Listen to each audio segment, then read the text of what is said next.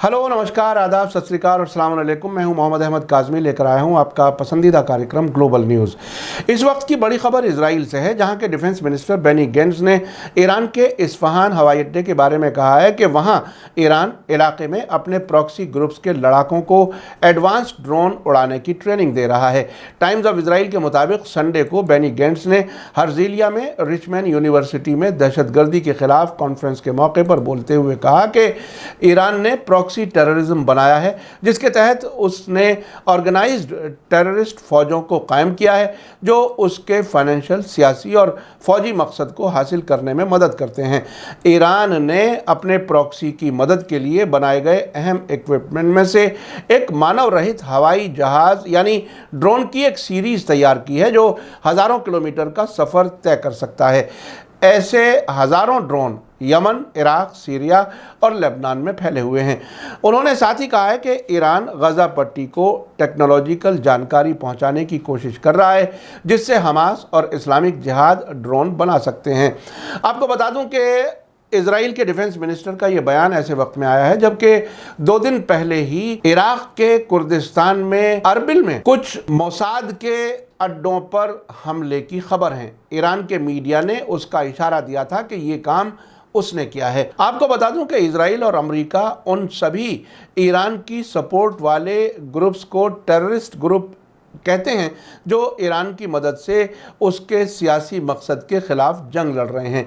इनमें यमन के Houthi, Iraq के हशद अल-शाबी, लेबनान के हिजबुल्लाह और गज़ा में मौजूद हमास और जिहाद इस्लामी जैसे ग्रुप शामिल हैं और इन सभी को ईरान मदद करता है। अब से पहले भी ईरान से ऐसे इशारे दिए गए थे कि वो अपनी ड्रोन टेक्नोलॉजी इन ग्रुप्स को दे रहा है। अब ये बात इजरायली डिफेंस मिनिस्टर ने कही है।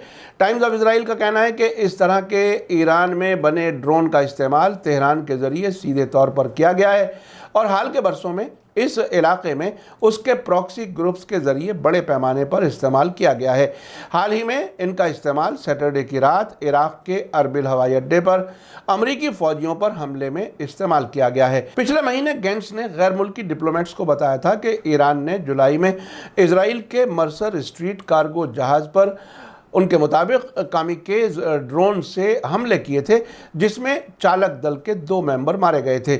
ईरान की सपोर्ट वाले यमन के हूथियों ने भी पड़ोसी सऊदी अरब पर हमलों में बड़े पैमाने पर ड्रोन का इस्तेमाल किया है।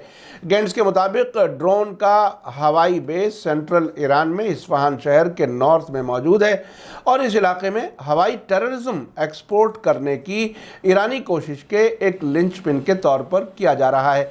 ये मैं आपको बता दूं कि अमरीकी और इजरायली मीडिया हमेशा इसी किस्म के अल्फाज इस्तेमाल करता है, चूँकि वो उनको एक तरह से निशाना बनाते हैं।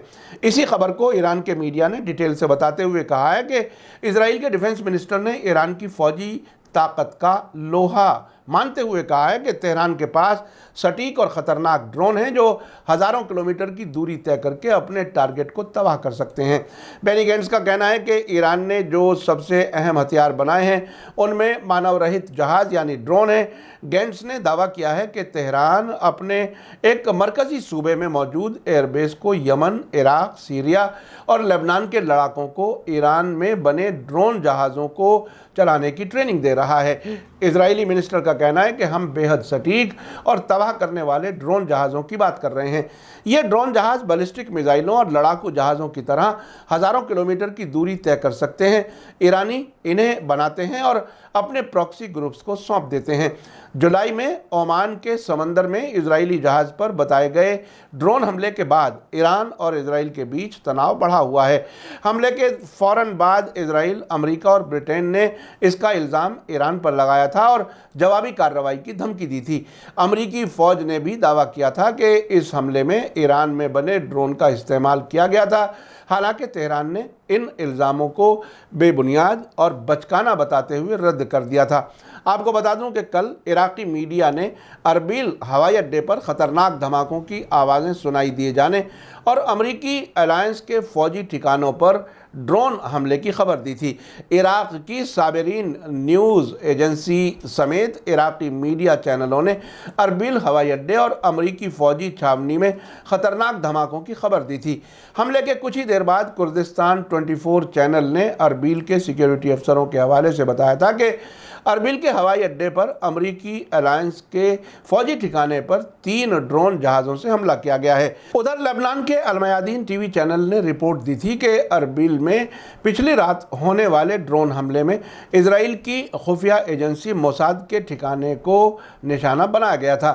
المیادین چینل نے جانکار سورسز کے حوالے سے بتایا تھا کہ نارتھ اربیل کے ایئرپورٹ پر پچھلی رات جو حملہ ہوا اس میں موساد کے جاسوسوں کے ٹھکانے کو نشانہ بنایا گیا ہے۔ جانکار عراقی سورسز نے بتایا ہے کہ جس ٹھکانے کو نشانہ بنایا گیا ہے وہ موساد کا جاسوسی اڈہ تھا اور اس کو ڈرون اور کیٹیوشا میزائل سے نشانہ بنایا گیا ہے۔ عراقی کردستان کے سورسز نے بتایا تھا کہ حملے سے پہلے اربیل میں امریکی قونصلیٹ کی عمارت پر لگا سائرن بجنے لگا۔ اربیل کے گورنر نے بھی اپنے بیان میں کہا تھا کہ ہوائی اڈے پر ہونے والے حملے کو ناکام بنا دیا گیا ہے اور علاقے میں امن ہے اور ہم نزدیک سے حملے کا جائزہ لے رہے ہیں۔